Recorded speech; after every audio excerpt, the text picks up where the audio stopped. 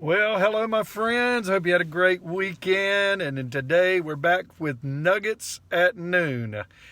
How many of you ever heard of a man named Francis Bellamy? Well, he lived in the 1800s and he was a socialist. He lived in upstate New York, but he was also an ordained minister.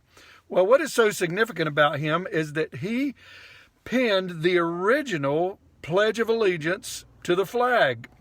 Now, it didn't quite look like it does today because through the years, in 1892, back actually is when he penned it, and it has made a few changes. The wording has changed a little bit through the years, but in 1942, Congress adopted this pledge as our pledge, our national pledge. But on this date, December the 28th, 1945, it was officially named the Pledge of Allegiance. Now, in 1954, under President Eisenhower, the phrase "under God" was added. Now, you would think that Francis Bellamy, being a minister of the gospel, would have included that in his pledge, but he did not. It was only until 1954.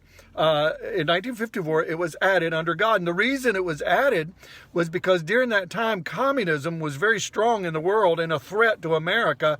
And so President Eisenhower had Congress add that phrase into the pledge. Well, we know that since that time, even today in our culture, that there's been a lot of controversy about that phrase "under God" in the pledge.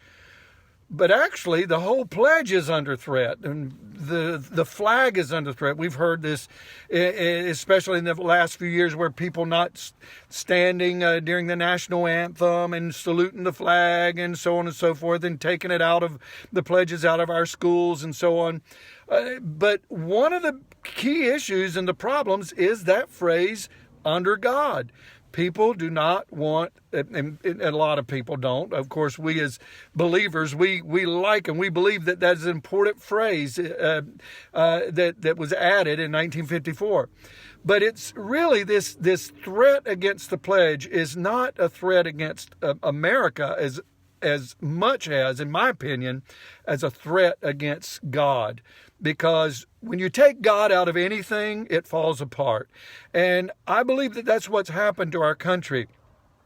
We've taken God out of our schools, out of our courthouses, out of just about everything in public places, and it's falling apart.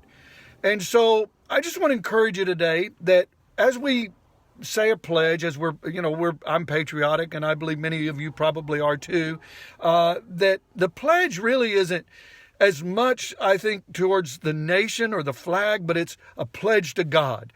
We need to make a new pledge. I pledge allegiance to God. And I encourage you today, my friends, make a new pledge to God.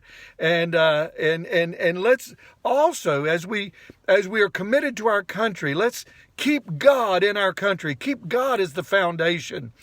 And I believe that we'll succeed. We'll survive if God is our foundation. God bless you. See you tomorrow. Bye-bye.